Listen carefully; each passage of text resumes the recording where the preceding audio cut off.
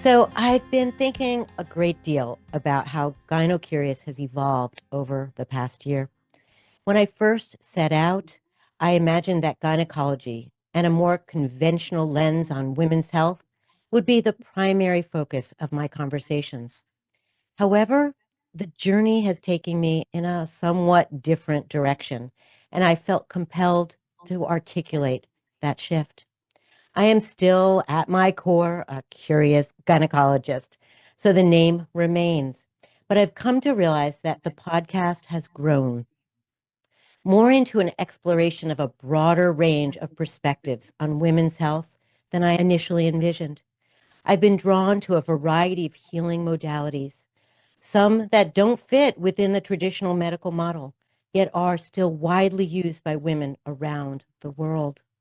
I've tried to better understand these diverse viewpoints and to bring them to you, the audience, not as prescriptions, but as an invitation to reflect. Is this something I might pursue? Could this approach support my own path towards optimal health? What I've learned both in my own life and the stories of other women is that our approaches to healing can change over time. With an open mind and heart, we can continue to explore what it means to heal and to be healed.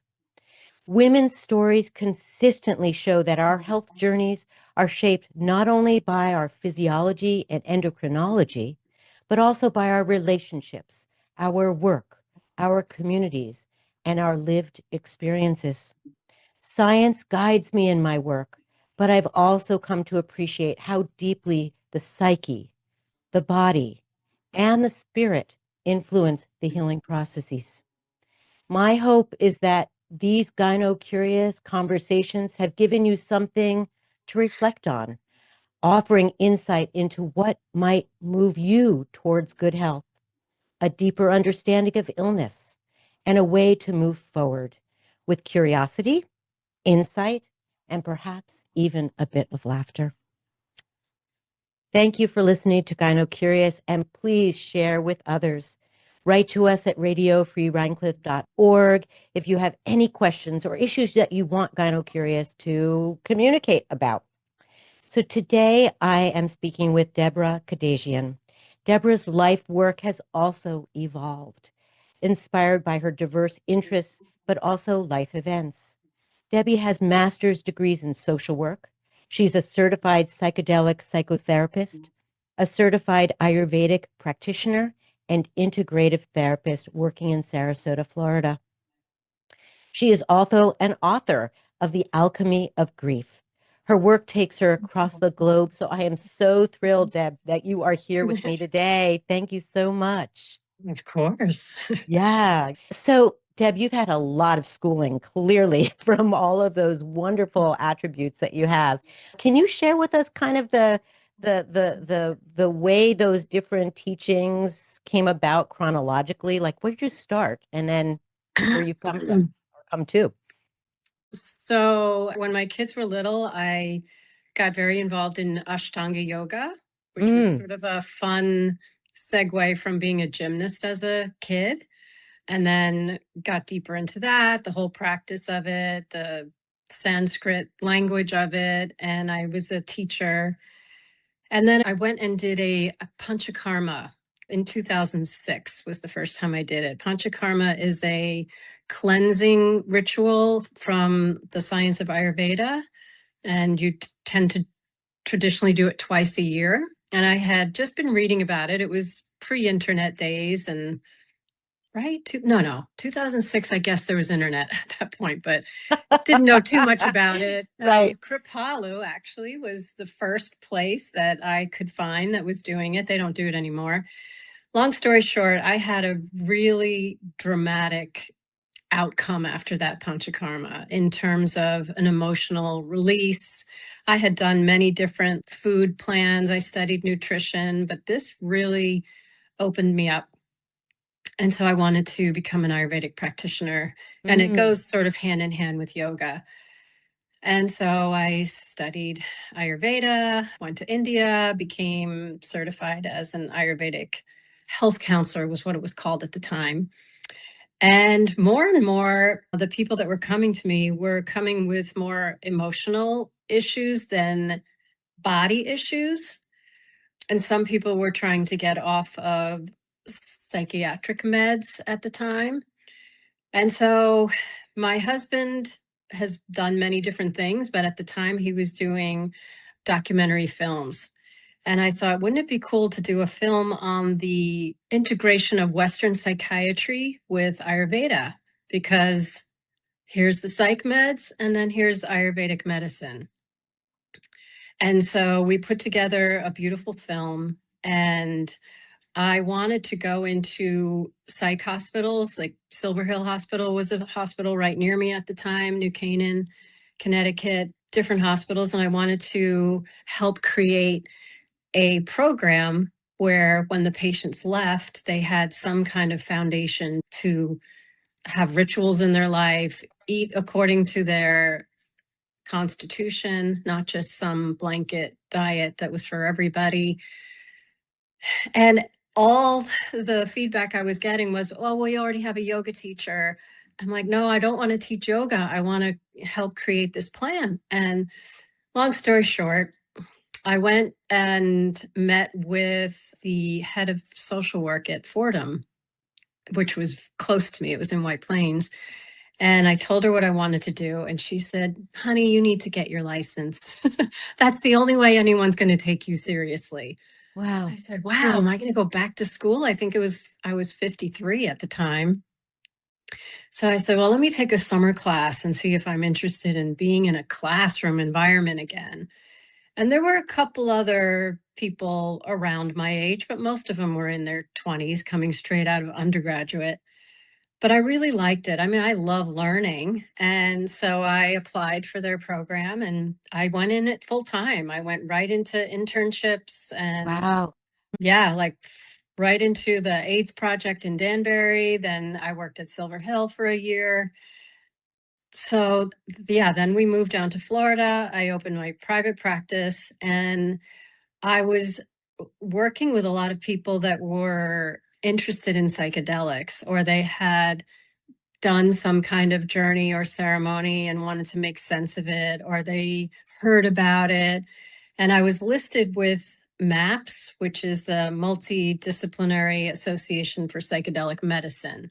And it's probably the most well-known amongst the field. It's the most well-known one. And then they closed their listing. So I was one of two therapists listed in the state of Florida that Wow. did this. So my phone was just like, I became known as this person who does this. And it was pretty crazy for a while. Anyway, so that's how I sort of slid into this. I mean, that's not all I do, but I do run groups for people who are into, I mean, I have like the most amazing, it's my favorite platform is doing this group work of people who are all getting to know each other. There's a beautiful community. The longer they're in the group with each other, the more vulnerable everybody gets. And so that's been amazing. But yeah, that's pretty much what I do now. Great. What a great evolution. And it's so much about healing. And so I have a whole bunch of questions based on what you've just shared. One of which is this concept of group versus individual processing and therapy. It sounds like the group dynamic that you're doing now is just so powerful and helpful to your clients. I guess how would you describe it as different or other than the obvious reasons, but the dynamics that's created in a group versus an individual session? How would you talk about those differences? And, for some people, I imagine group works and for others, not. Yeah, that's absolutely true. I mean, most of the people in my group, I also meet with individually. So Ah, there's a way to process it individually and then in the group. And I guess the difference would be some of the things that go on in a one-on-one session aren't shared in the group. They're a little bit more private for them. But the longer that a group is together, the more they feel safe with each other because a very safe space is created. I know that's such a cliche word in the therapy world is a safe space, but that's what happens. mm-hmm. And I think when you hear other people's experiences, there's such a beautiful opportunity for mirror work, like the only person we can ever know what perspective we have is through our own lens of perspective. So when we hear somebody else's experience, it has a way of showing us what we need to see through it, Mm-hmm. along with the ability to empathize with that person. And so if somebody is sharing something that maybe another person in the group is all excited to, tell them what they think about it, it's usually because there was something in their life that was so similar to that, and they just want to share it with you as well. Or somebody might be sharing something about their boyfriend who wasn't interested in what they had to say. And then someone else in the group who is a male will be saying, but why wasn't he interested? I would be interested. And then you just kind of get this interesting dynamic that Yeah. happens. And sort of as the facilitator, it's kind of up to me to make sure that everybody is like, it's exciting for me as a therapist, and to see them all get together outside of group and have their own community has been really nice. And when you only do one-on-one work, and then you're thinking to yourself, gee, this person would really like this person, and I wish I could get them together, but you can't do that when you're working one on Of one. course. Yeah. So that's another way to bring people together, because Yeah. I think we're all just really, really dying for community, especially Absolutely. lately. Yeah. It's like so many people just feel isolated and alone, and there's so many other people that you would want to connect them with. And so that's, for me, that's why the group work is also so Yeah. nice. I mean, that's one of the reasons I do Gyno Curious is because women's stories always have a uniqueness and yet a universality. And it helps women who are listening in the audience know they're not alone. Mm-hmm. So I was reading about your therapy practice, which is called Ananda Mm-hmm. Integrative Therapy. And on your website, you quote Ram Dass and you say, quote, "We are all just walking each other home." And I think you just alluded to this quote, but can you tell me what you mean by that or how you interpret what he said? So I feel like as a therapist, it's really not my job to tell you what to do or give you advice or put my thoughts on you. It's really to help you uncover who you really are and just kind of guide you in that direction. And so there's a therapy practice called IFS. It's internal family systems, and it's kind of a theory that we have a lot of parts inside of us, and some of them are protector parts, some of them are manager parts. And through some of the MAPS work, they did MDMA trial therapies, and they used IFS to help move protector parts out of the way so that you could get to the more wounded part of somebody. And inside that wound is where your hurt is, but that was also where your sort of original self is before you created a protector part to say, I'm never letting that happen again. And we all have it. I mean, every single one of us. No one is free from having pain that they just don't want to experience again. And so I think Ram Dass meant that we're all just sort of walking each other home back to that place where we existed before we had to do all this protection. Mm. You also mentioned living a genuine life. So that feels like what you're describing, kind of coming Yeah. back to that genuine place.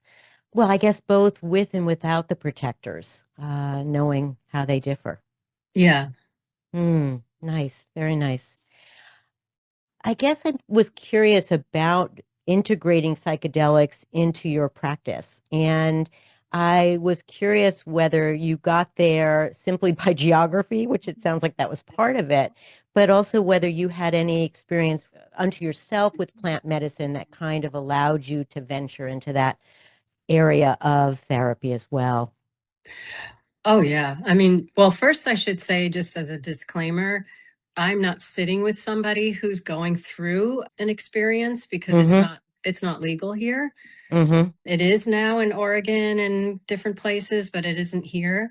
And so I do the pre-integration work. So Mm. sort of helping them get ready for it. with a setting, intention. Why do you want to do this? What are the things that might come up? And then I do the post integration work. So after they come back from either going to a retreat that is outside of the United States or working with someone that I don't refer anybody because I just can't do that yet. And then, they come back to me. I get many requests to have somebody wants me to sit with them. And I always have to say, yeah, I can't do that yet. I would lose my license. So that's definitely not something that I do. But yes, I have always been interested in it because I think it's a really I'm an extremely curious person. That's why I like your podcast title. And so I feel like if there are unexplored parts of your mind or ways to see another dimension or, have the ability to walk through nature and like actually see it breathing, which is a sort of a mushroom experience, not some other ones. I'm just so curious about it. But I have done very little psychedelics. I'm more of the have the experience and then I did it and I'm okay. Right. That's not the case with a lot of people. They keep going back and it's just a different journey. It's not one better than the other necessarily. But yeah, I had a pretty incredible, my first ayahuasca journey was in Costa Rica. And in 2016, I think it was. I also feel like it's important for me to experience something that I am helping someone integrate. So if I am going to help someone integrate these different medicines, it's really helpful that I know what they feel like. I mean, there's a big talk about that in the field. Like, do you think it's necessary? Some people don't think it's necessary. But I have worked with other clients who have come to me after working with a therapist that hadn't had any psychedelic experiences. And they said that there is a big difference when you are with somebody who understands what it feels like. Or, every journey is different, but I get what's happening. So yes. Yeah, yeah. You're somewhat talking about empathy, but also just knowledge and information that comes into the room to allow you to better assist your client. Is there a person who might be listening who you might say, I don't think you should use psychedelics. I don't think you should use plant medicine, just as a caveat to what you just shared with us? I mean, in the psychedelic world of all the doctors and therapists, they do eliminate people. And it kind of hurts me to say this, but they do eliminate people who are bipolar 1 and schizophrenia, some people with heart conditions, depending on which medicine they want to work with.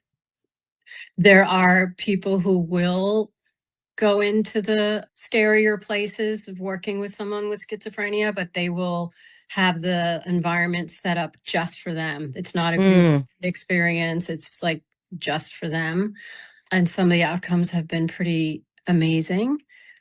Yeah, I haven't had to experience that yet with a client where I say, yeah, no, I don't think you should. But I would be able to sense that if that was the case, I would absolutely say it. I would have no problem saying that. Yeah. I think what I'd like our audience to hear is that, well, first of all, be very thoughtful about where you decide to do these journeys and Oh, with yeah. whom. Secondly, I think if you can have someone like Deb help you integrate your journey, your experience pre and post, in a way, how much more robust and the opportunity is to learn from it, to analyze it, to interpret it, to move through it. And I do hear about folks who have these plant journeys and they do it in isolation. And Yeah, I'm not a I think, fan. yeah, I don't know enough about it to really comment, but just your sharing with what you do makes me feel like, oh, it just makes more sense. Yeah. Particularly if these journeys are taking you in places where you've just never tapped into before, Yeah. that can be pretty scary. Yeah. So No, I never recommend it by yourself. yeah. I have vetted places where I do recommend outside of the country. And I've Right. actually worked this year and last year at a retreat center in Costa Rica that I cannot say enough good things about it. They're the Mm, safest, most loving, most just high ethic center I've ever been to. And it was amazing to be part of that team. So I feel so comfortable sending people there because I know they're in incredible hands. The guy he and his wife that run it just understand like dosing. Nobody, not, it's not a one size fits all, like, oh, everyone's getting this. right. He doesn't do it that way. And me working there as a therapist and watching how he did this and ran it, I'm like, wow, like I would send the person who is really scared to go to this place. And I know that by the time they actually went into the ceremony, because this retreat is very ceremonial, that they would feel like 100% comfortable and secure and safe. So, Mm-hmm. yeah, those are the only environments that I recommend. People who go do it by themselves, I mean, you can't stop some people, No. but it's not what I recommend. Because unless you're doing it recreationally, and some people do, they'll go to a music festival and take mushrooms, and that's not what I do. That's not what I recommend to people. Like, oh yeah, that's has nothing to do with what I do. Yeah. It's definitely guided, therapeutic. The whole point is to evolve as a human being and see parts of yourself or see things that make you have that sense of wonder that you might have lost or Mm, don't even remember that you ever had, that kind of thing.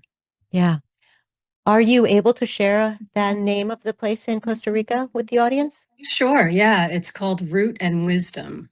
Mm, okay, great. It's actually on my foundation website. I have both partner clinics that I work with. Well, that's a retreat center, and then I also work with Basi Clinic in Mexico.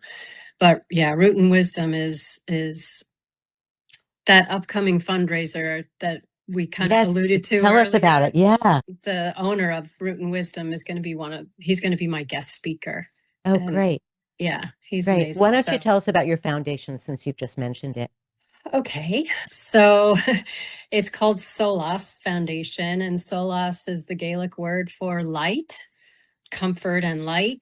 So, ibogaine treatment is one of the best treatments out in the world. It's like an incredibly intelligent medicine, and it's takes people out of addiction past the detox withdrawal phase and right into this new sense of like, wow, like there's a reset that went on in the neurochemistry of your brain after you finish this experience. And just to It's a, clarify, ibogaine is a plant medicine. yeah, it Okay. comes from iboga. Iboga is this root bark from Gabon, Africa. Root and Wisdom is an iboga retreat. An ibogaine clinic is much more medically oriented for people who are, it's not only for people who are in acute addiction, but that is what it's being much more known for now.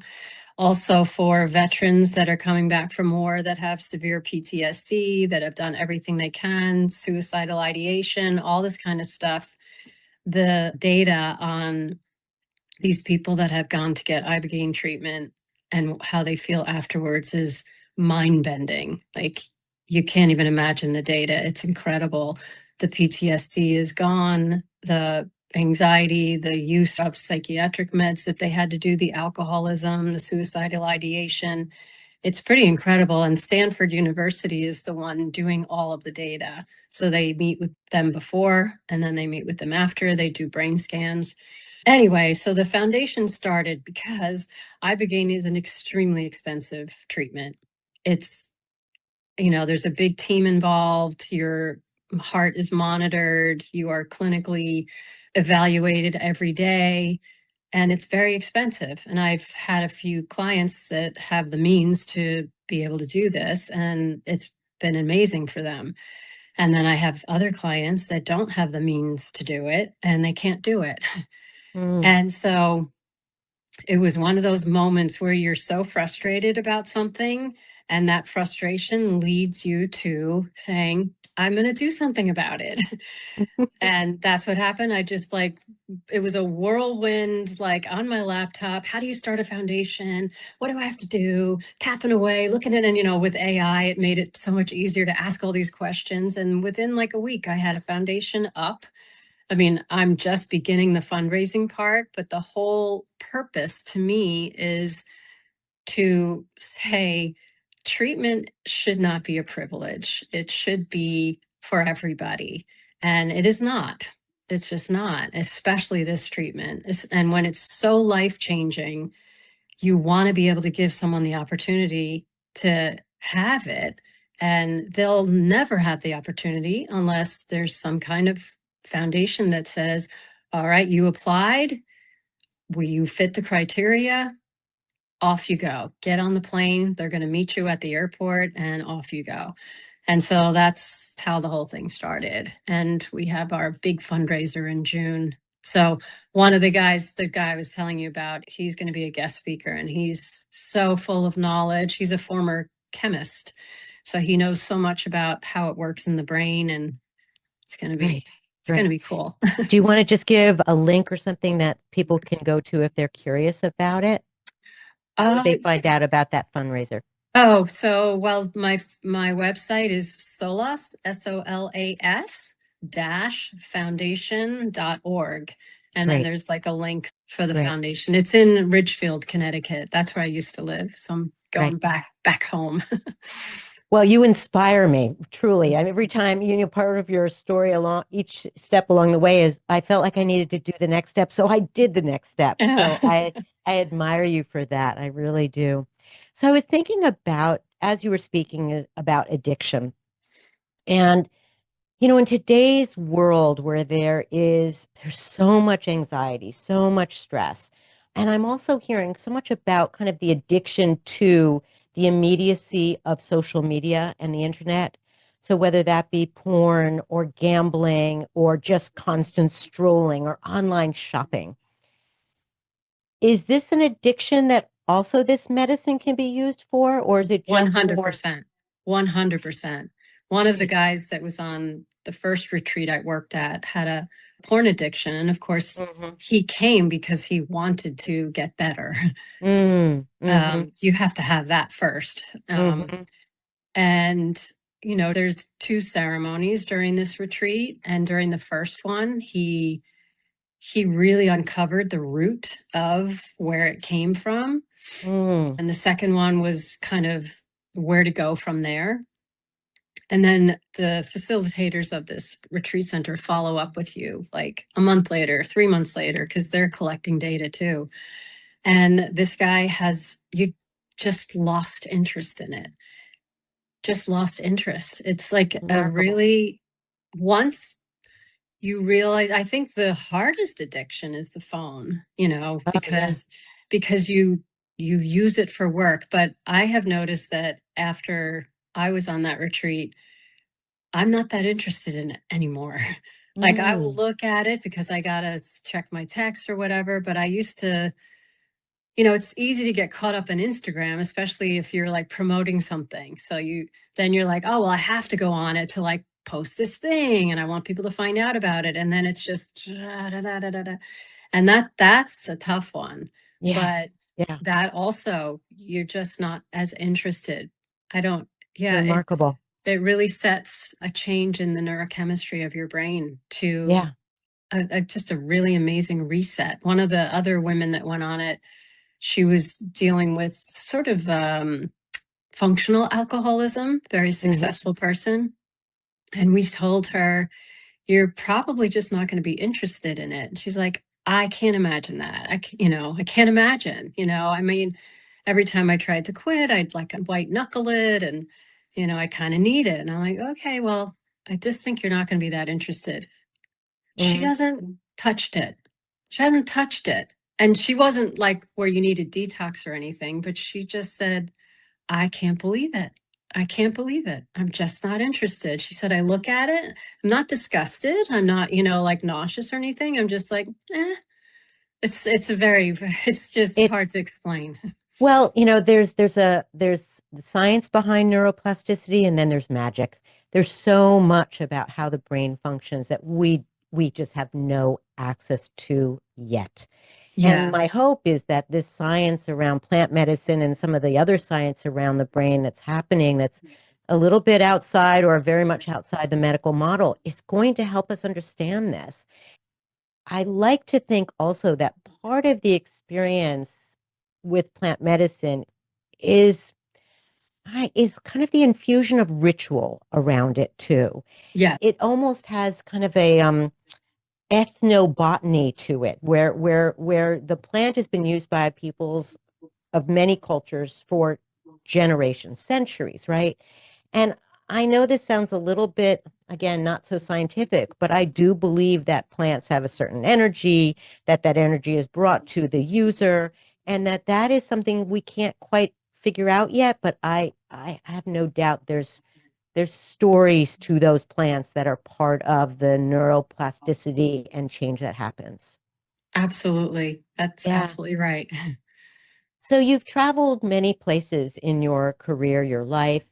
And obviously, you've learned different techniques of healing. But is there something, I guess, tapping into that cultural question again, anything about the travels to these different cultures that have also informed you about kind of health and healing that you could share with us? The thing that is just coming up for me mostly, I think, Mm-hmm. and I don't know if, I mean, certainly from my travels in India, but is there it's called pranayama, but it's breath work. And Mm. it's something that is like so accessible no matter where you are, no matter what is happening in your life. Mm-hmm. And I think like when you have a practice of it. So when I was doing Ashtanga yoga for all those years, part of that practice is linking your breath with the movement, and it's a Mm. ujjayi breath. And every ceremony that I have been in, I just default into this ujjayi breath, and it I think it leads me into the experience in such a peaceful way Mm. by having access to that calm feeling through my breath. And it's something that we talk about in our group, and I talk about that with individuals. I don't teach that. I'll teach a few little like ujjayi breath just so you have something to work on. But there's a lot of people in this area, and I'm sure it's all over now, that run these breathwork workshops and sound baths and using vibration to heal, using sound energy to heal, because it's all everything, as you know, from a doctor looking through a microscope, everything is vibration, everything That's is right. energy and frequency. And I think we're getting deeper and deeper into the awareness of that as we, evolve as a human species. So I don't know if that really answers your particular question, but that's what was coming up in my head. Yeah, no, that's great. It was a broad question, and I'm always thinking about health and healing vis-a-vis the culture in which I come from, but also the culture in which my patient might be coming from. And Hmm. that there's a certain set of beliefs that we grow up with around health and healing that, probably changes for most of us over time and exposures. And that, again, part of my exploration with Gyno Curious is just saying, you know, the allopathic way of healing has such great value to it. And yet, there has to be an interest and exploration into other ways of looking at health and healing and illness as well, because the world over is doing it in a lot of different ways. And these are smart people out there. And Hmm. again, centuries worth of healing that has helped people. Why wouldn't I want to know about it? Why wouldn't I want Hmm. to embrace that? Why wouldn't I want to refer someone for breath work, for example? And I've talked to folks on Gyno Curious about breath work because we know it's not just breathing, but it's changing the neurology. It's bringing us Hmm. to the parasympathetics. It's bringing us to a place where we can rest and digest. This is science. This is not just hocus pocus. So it's Hmm. so important to kind of look at the global and the granular. So can we shift a little bit and talk about your book? Sure. So the first question I had was, I love the word alchemy. It's just a word that just resonates with me. But it's not a part of most people's lexicon, you know? So I guess I wondered how you came up with alchemy for the title of your book, The Alchemy of Grief. Because that's exactly what it felt like. That was just the perfect word for what Mm. I had experienced. So I lost my son 2020, and my way, I mean, I didn't, there was no plan around, oh, how do I move this grief? It was like I was being led Mm. without really bringing my awareness to it. Like, oh, I'm being led. Like I was just propelled to start painting. I did paint when I was living in Connecticut. I studied under a beautiful Russian teacher, but we did still lifes, and it was lovely and nice. And I remember when there was some talk about abstract work, I'm like, I would have no idea what to paint abstract. My mind isn't like that. I need to look at something. Well, this experience was very, very different. I just bought huge canvases because there was a somatic piece to this work, like moving my body, because grief, I have pretty little body, if I remember right. You do too, as well. But I mean, there's so much that can happen inside your body with, I mean, just the experience of childbirth is like the most overwhelming experience to happen inside your tiny little body. And when, this grief was coming through, it was like, I, I don't know. I had to move it. I had to move it. So I was getting these huge canvases and pulling out all my old paints. And then I just started painting, like with no clue what I was doing. And I would put a shape on and then another shape and a swirl and a circle. And then I just did all these abstract paintings, one after the other after the other. I was obsessed. And I am not an obsessive person, but I guess I would have described myself back then as obsessed. I could not stop painting. So I was either, when I finally went back to work, I was either working or painting.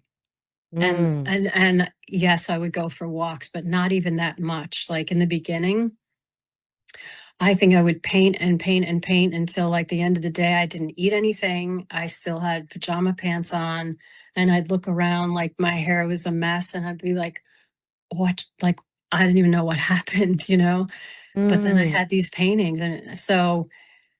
And the more he started to evolve into like going from sort of one feeling to another feeling to another feeling. And then 4 years into it, I kind of backed up a little and said, wow, let me just kind of see what this evolution looks like. And as I was kind of categorizing, I guess you could say, categorizing them and looking through them, the thought of the book started to evolve because, like, I mean, I'm not an author, I'm not a writer, I've never done anything like that really. But then I thought, this is sort of how I alchemized this grief inside Mm. of me by putting it out. For me, it was canvas. For some other people, it could be journaling, or it could be, who knows? Creativity evolves in so many different ways. So that's why it was called Alchemy of Grief, because I feel like I alchemized a lot of it through this experience. And I also feel like my son was so much a participant in this experience with me. Mm. Mm. So that's where it came from. Thank you. Thank you for sharing that. And I'd like to suggest maybe you use the word compelled rather than obsessed. But maybe obsessed is not a Yeah, bad thing I either. think I have But it's used that word in other yeah, circumstances. Yeah, it's yeah, probably more it's compelled. and grief is I mean it's not just cellular, but it's mitochondrial. It permeates every barrier in our body. Hmm. And I've experienced grief myself, and of course I've known many people who have experienced grief. Nobody avoids it, but it's such an individual experience. Yes. And yeah, what I've seen is everyone finds a different way to move through it. Some people get stuck, and I'm sure the work that you do is infused with the knowledge that you learn through that process. And for those of you out there who are listening, please take a look at this book, The Alchemy of Grief. It is stunning, actually. Mhm. And it's actually what, I saw the book. I don't even remember exactly how it happened, but I remember seeing the cover of the book, Deb, and saying, wait a second, I know that woman. And then I got the book, and as I started to flip through the pages initially, how you take a book, particularly if it's Uh-huh. just of images, and I was flipping through it, and I was so struck. I mean, tears are going to come to my eyes because it was so compelling, you know? Thank you.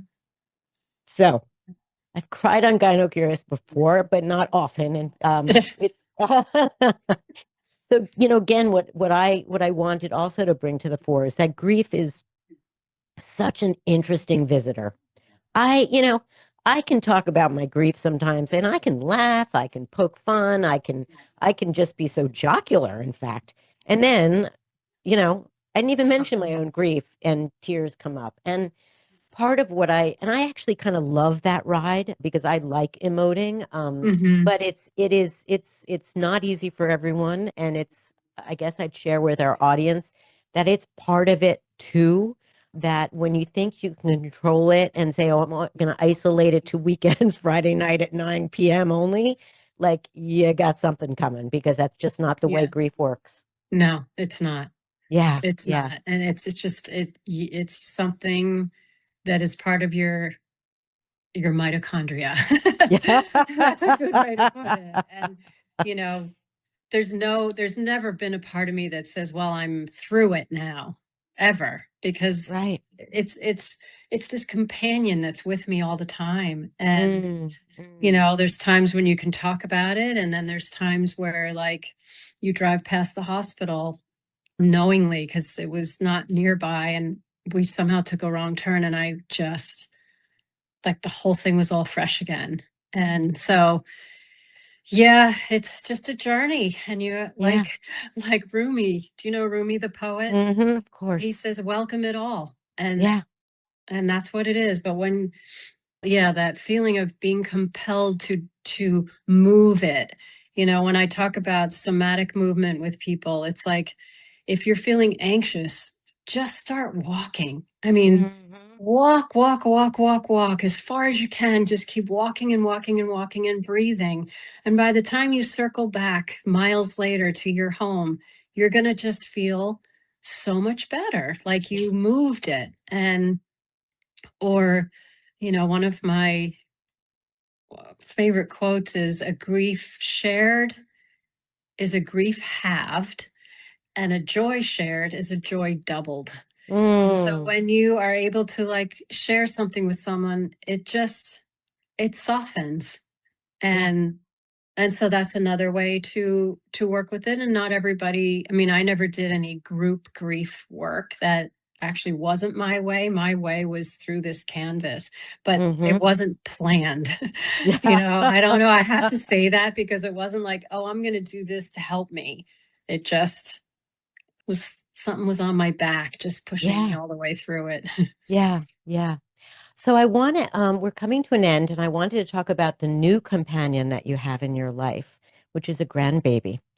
Oh, I was like, what's my, oh God, that is just, it's And just the best. I'm bearing witness to more and more friends and colleagues be grandmothers, and that's so much a part of what we've kind of tapped into today without mentioning it or saying it is kind of the grandmother in us and the wisdom that you have derived from all your studies, from all of your compunctions, from all the ways you've integrated your life as a healer.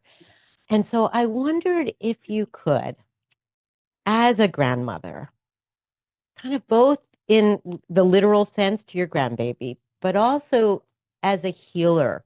What message would you share with your grandbaby if you could, if your grandbaby was old enough to understand words in a way? Like, what would be the message that you'd leave with the audience and with your grandchild in terms of, I know this is not an easy one, and it could be simple.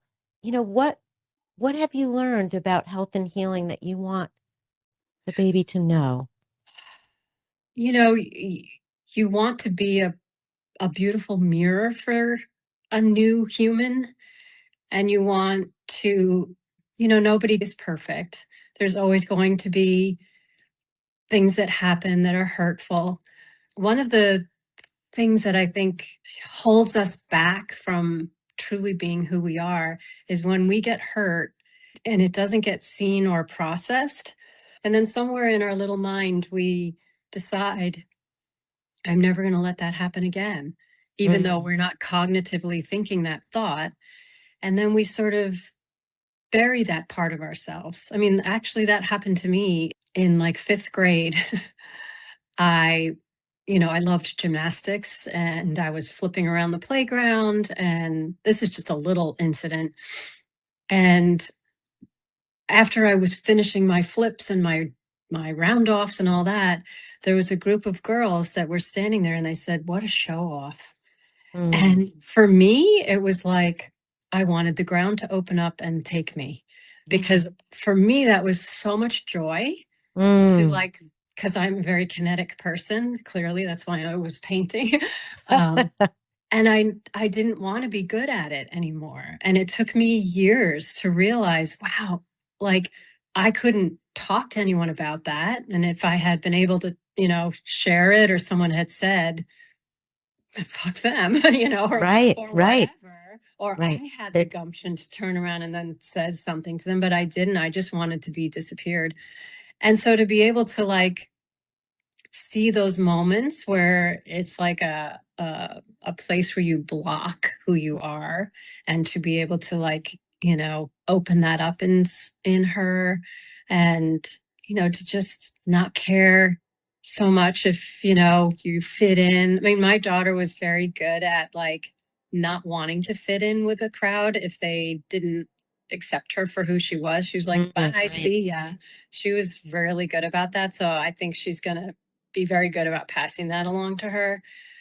But yeah, I don't know. I think just, it sounds so cliche, but just to really be able to be yourself and stay curious and stay in wonderment of the world. This is I'm not Christian, but Jesus one of the things he says is to learn to be like a child again. So that when we're an adult, we can kind of uncover all the things that we created to keep us from being in that state of wonderment. And wouldn't it be amazing if we didn't have to do that when we were an adult, that we just stayed in that state? So yeah, that would be a beautiful thing. Right. Which brings me to my last question, which I always close Gyno Curious with: what gives you pleasure? If you had to name one thing, and you've mentioned a few already, but one thing that gives you pleasure outside of your work, what would it be? Being pampered. Oh, I love it. So every year I go do this amazingly beautiful Panchakarma retreat in Asheville, North Carolina. It's called Soham Healing Center. And the lead doctor is someone who I studied with when I was studying Ayurveda. And he's just one of the most beautiful humans in the world. And to spend a week there, to going through their Panchakarma, you are pampered. You are asked multiple times a day, how are you doing? You are brought tea. You have flowers in your room. That's what I love. That's what brings me along. I mean, there's lots of things I could say, but that was the first one. Well, I hope that that is on your calendar in 2026. And it has been such a pleasure to speak with you today. So thank you. You too. Like, I want to ask you a lot of questions now, but I know. Well, we'll do that another time. Yeah. So to those listening, I just want to remind you I'm speaking with Deborah Kadagian, a licensed integrative psychotherapist based in Sarasota, Florida. Please take a look at her book and look up her work. Clearly, what she's doing is helping and healing many folks around her. So thanks again. Thanks to Maddie Rosenberg, Jen Hammoud, and Matthew Mercier, and to David Hoffman, who's my editor, and to the Epicurean, who so kindly hosts us at Radio Free Rhinecliff. Please, to all of you listening, stay curious, listen to your instincts and intuitions. They are the greatest of teachers, not to be ignored.